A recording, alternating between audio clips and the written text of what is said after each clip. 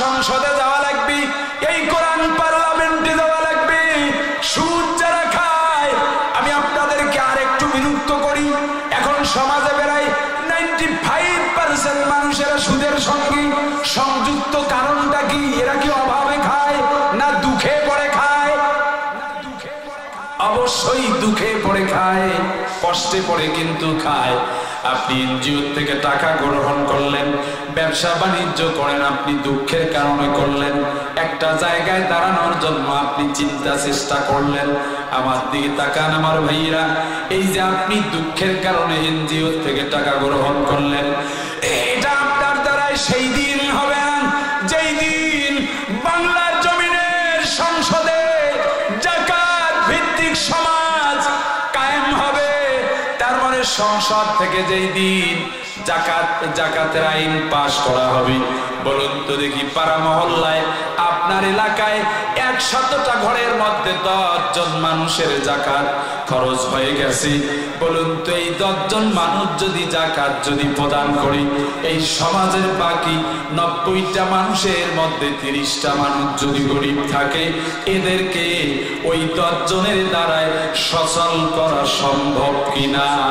জাকাত ভিত্তিক সমাজ কায়েম করা লাগবে, জাকাত ভিত্তিক সংসদ পাশ করা লাগবে। যদি সংসদে যদি জাকাত ভিত্তিক আইন পাশ হয়, তাহলে কিন্তু বাংলার জমিনে আর সুদের সঙ্গে মানুষ জড়িত হবে না, আর এনজিওর টাকা পয়সা লেনদেন করবে না, আর সুদের টাকা আত্মসাৎ করবে না। এই জন্য আমাদের প্রত্যেকটা মানুষের দরকার এই মুহূর্তে বাংলাদেশের সংসদে আল্লাহর কোরআন পাঠিয়ে দেয়া দরকার আছে না নাই? এই কোরআন পাঠিয়ে দিতে হইলে শুধু কি কোরআন যাবে?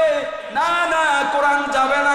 কোরআন বরং যাবে না, কোরআনওয়ালা আপনার একজন দায়িত্বশীল পাঠিয়ে দেওয়া লাগবে, যেই দায়িত্বশীল আপনার কালীগঞ্জ আদিত বাড়ির মধ্য থেকে ওই সংসদে যাইয়া জাকাত ভিত্তিক সমাজ কায়েমের ব্যাপারে আন্দোলন করবে, সংসদে বিল উত্থাপন করবে, আলোচনা করবে, অগ্রণী ভূমিকা পালন করবে। যদি অগ্রণী ভূমিকা যদি আপনার একজন দায়িত্বশীল যদি সংসদে যদি এমন বক্তব্য যদি প্রদান করে, অবশ্যই কালীগঞ্জ আদিত বাড়ির মানুষগুলো জাকাত ভিত্তিক সমাজ কিন্তু আমাদের এলাকায় অটোমেটিকলি ভাবে চলে আসবে। যদি আমরা একজন দায়িত্বশীল সংসদে পাঠাতে পারি, আওয়াজ তুলে জোরে বলতে হবে ঠিক কিনা? এরপরে আসুন সফল কারণ আল্লাহ পাক অন্য একটা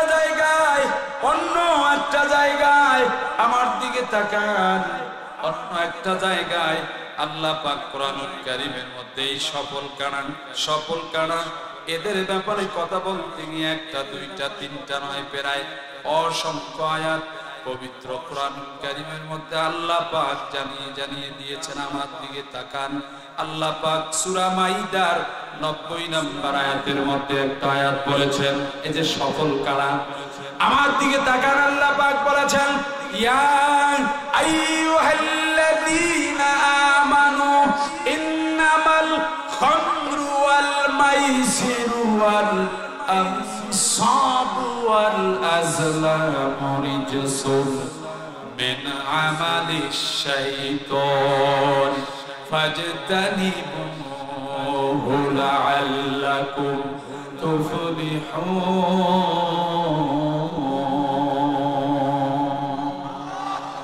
আল্লাহ পাক এই আয়াতের ভিতরে বলেছেন, ইয়া আইয়ুহাল্লাযীনা আমানু, ওহে ঈমানদারের দাবি যারা করো, এই জায়গায়ও সফল তারা, তাদের ব্যাপারে আল্লাহ বলছেন, এখানেও ঈমানদারের কথাই বলছেন, যারা ঈমানের দাবি করো তারা সফল। সুবহানাল্লাহ বলেন। 2 নম্বরে এই জায়গায় আল্লাহ বলেছেন, মদ যারা ছেড়ে দিবা তারা সফল, জুয়া যারা ছেড়ে দিবা তারা সফল। আপনার এলাকায় ধূমপান, মদ, গাঞ্জাখোর, ইয়াবাখোর, ট্যাবলেটখোর এমন মানুষ খুঁজে পাওয়া যায় না? আছে?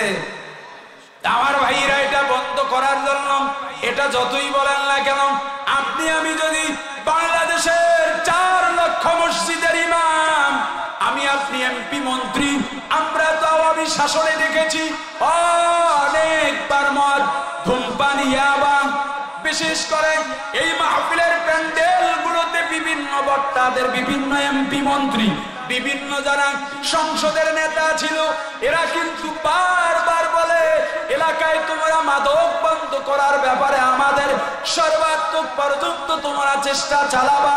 আমি আপনাদের প্রশ্ন করতে চাই, আপনার এই আমার কালীগঞ্জ থানার বর্তমান যিনি এসি আছেন, ওসি আছেন, তার মানে দারোগা যিনি আছেন, দায়িত্বশীল যিনি আছেন, ইনি আমার আপনার কালীগঞ্জ থানায় মাদক বন্ধ করার ব্যাপারে যদি বাড়ি বাড়ি যায়, যদি আমাকে আপনাদেরকে যদি নসিহা করে, বলুন তো দেখি এই মাদক বন্ধ করা সম্ভব হবে?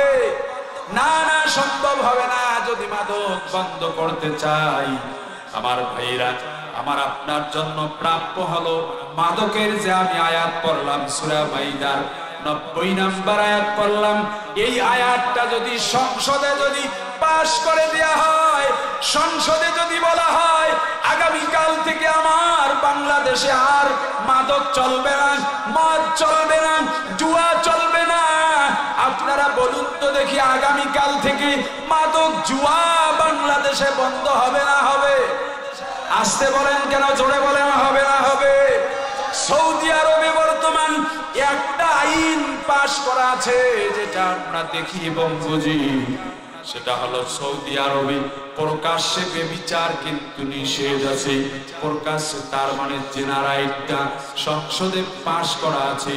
এই সংসদে আইন যে পাশ করা আছে, কেউ যদি বেবিচার ধরা পড়ে প্রকাশ্যভাবে তাকে ফাঁসির মঞ্চে দাঁড় করিয়ে দেওয়া হয়।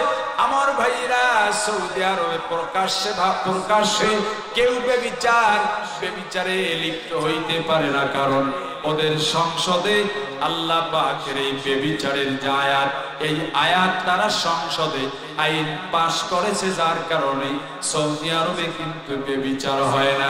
কথা বুঝে থাকলে বলতে হবে, ঠিক কিনা? আমার সমাজে, আমার বাংলাদেশে যদি, আমার ভাইরা, আমার বাংলাদেশে যদি, আমার সমাজে যদি এমন একটা দেশ যদি কায়েম হয়, এমন যদি দায়িত্বশীলরা সংসদে যায়, আমার মনে হয় বাংলার জমিন সফল হতে, ইসলামের চূড়ান্ত সফল হতে, ইসলামের চূড়ান্ত জায়গায় যেতে এই বাংলার জমিন টুপিওয়ালা, কোরআনওয়ালা, আলেম ওলামাদের বাংলাদেশ হতে সময় লাগবে নাকি? সময় লাগবে। এই জন্য আমাদের দায়িত্ব হলো আমরা সামনের দিকে এগিয়ে যাব। আমরা এমন একজন দায়িত্বশীলকে সংসদে পাঠিয়ে দেব, যেই দায়িত্বশীল আমাদের জন্য বক্তব্য দিবে, কোরআনের বক্তব্য দিবে। এমন কারা কারা চাই, হাত উঠায়া আল্লাহরে দেখা। আল্লাহ আমাদের কবুল করুন, বলুন আমিন। তাহলে যদি সুদ সমাজ থেকে পরিহার করতে পারি, তাহলে আমরা সকলে একটু জোরে বলি আল্লাহু আকবার। এটা হলো 2। এরপরে 3 নম্বরে আয়াতের ভিতরে ওয়াত্তাকুল্লাহ, ভয় করা লাগবে কারে? আসছে কেন? আরো জোরে বলেন কারে? এতদিন তো আপনারা দিনের ভোট রাতে হয়ে গেছে, তারপরে আমি আপনি মুখ বন্ধ করে রেখেছিলাম। আগামী দিন যদি কেউ ষড়যন্ত্র করে দিনের ভোট রাতে নেওয়ার জন্য, অথবা সর্বোচ্চ পরিমাণে যদি শক্তি প্রয়োগ করতে চায়, আপনারা বলুন তো দেখি আল্লাহকে ভয় করে আমরা আমাদের গণতন্ত্র অধিকার, এই হক আদায় করতে, আমাদের ভোটের হক আদায় করতে বাংলাদেশে যদি কখনো আমাদের মিছিল করতে হয়, স্লোগান করতে হয়, অন্যায়ের প্রতিবাদ করতে হয়, কারা কারা প্রস্তুত আছেন? হাত উঠে আল্লাহরে দেখায়।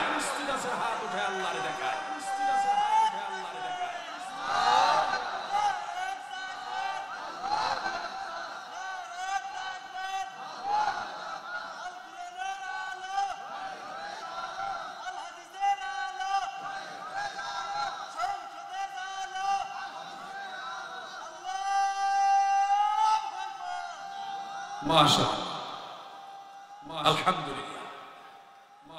আমার লাবলু ভাই চলে যেতে চেয়েছেন, উনি একজন দায়িত্বশীল, যাই হোক বাজারে গাড়ি আছে, এই জন্য চলে যাবেন। জি ভাই, জাযাকাল্লাহ খাইর, আপনি চলে যাবেন, দোয়া রইল।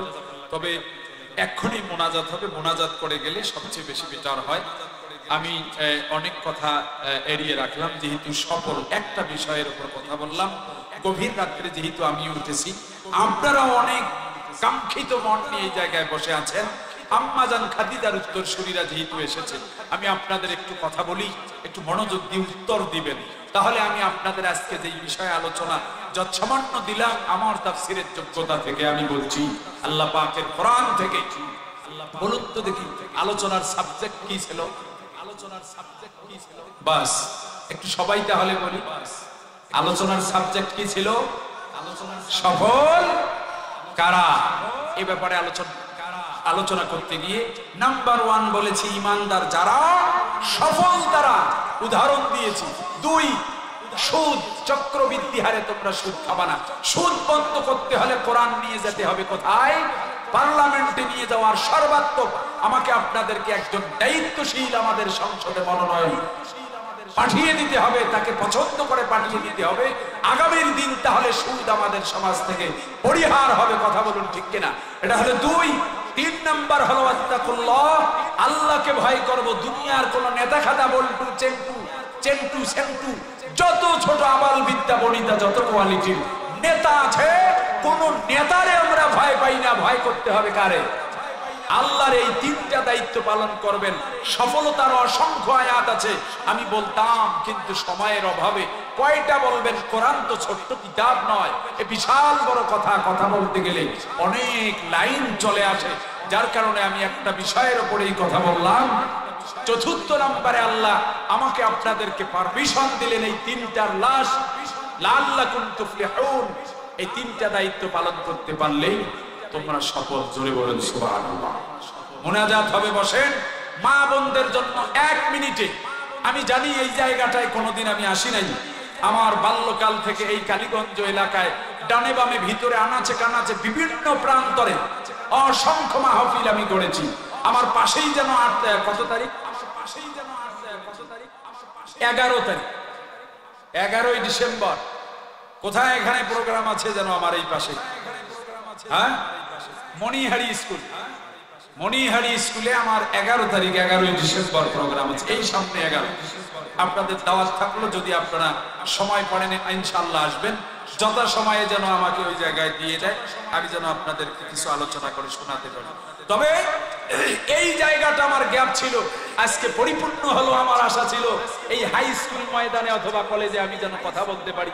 তো যাই হোক, আল্লাহ আমাকে এই জায়গায় কথা বলার তৌফিক দান করলেন, সুযোগ দিলেন। আপনারা শুনে খুশি না বেজা? হাত উঠায় দেখাইতে হবে খুশি না বেজা? হাত নামান। আরো একটা কথা আপনাদের বলে দিয়ে যাই, আমি আপনাদের কালীগঞ্জ উপজেলার সন্তান। কই মারহাবা বললেন? আমার জন্মস্থান কাকিনা। কই মারহাবা বললেন মিয়া? আপনার জেলার মানুষেরা আমরা সারা বাংলাদেশ চুচে খাচ্ছি। বিবাহিত মহিলারা, অবিবাহিত মহিলারা ব্যবহার করবেন না, অবিবাহিত মেয়েরা দিবেন না। এটা হলো 2। আপনারা হাতে মেহেদি ব্যবহার করবেন, আপনাদের স্বামীরা খুশি হবে, আনন্দ পাবে, আল্লাহ পাক আপনার আমলনামায় সওয়াব দান করবে। সুবহানাল্লাহ। 3, আপনাদের স্বামীকে আপনি কখনো কারণে অকারণে স্বামীর বিরুদ্ধে মিথ্যা, অর্থাৎ স্বামীর সঙ্গে মিথ্যা কথা বলবেন না। কারণে অকারণে মিথ্যা কথা বলবেন না। তার মানে স্বামীকে সদা সর্বদা সত্য কথা বলবেন। তবে বিয়ার আগের জীবনে যা হয়েছে একটাও স্বামীর কাছে স্বীকার করবেন না। মারহাবা কইবেন না ভাই, মারহাবা কইবেন না, হলে গন্ডগোল লাগবে। এটা হলো 3।